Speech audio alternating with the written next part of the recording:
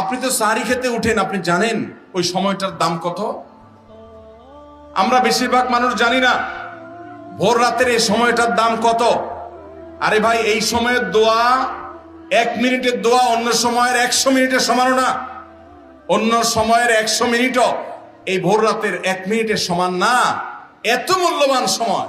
সাহারি খেতে উঠছেন, সাহারি খান, ভালো কথা, কিন্তু সাহারি খাওয়ার আগে পরে 10টা মিনিট জায়নামাজে মুসল্লাতে দাঁড়ান, একটু 2 রাকাত নামাজ পড়ে।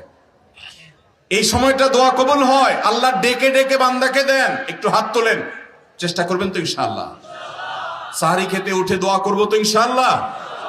আপনার বাসার এক কোণায় চলে যাবেন, একটু আলো আধারিতে চলে যাবেন, সেখানে গিয়ে বসে আল্লাহর কাছে একটু কথা বলবেন।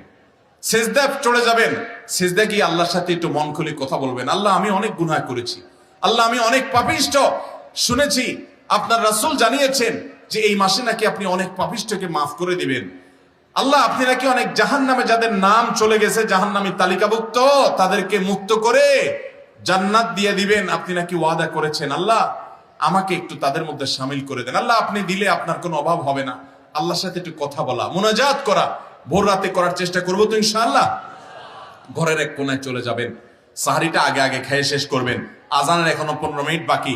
চলে যান এক কোণায়, উজু করে দাঁড়ায় যান 2 রাকাত নামাজে, চলে যান সিজদায়, একটু দোয়া করেন। নিরিবিলি জায়গা যদি বাসায় না থাকে, ছাদে চলে যান, মসজিদে আগে চলে যান, এক কোণায় চলে যান।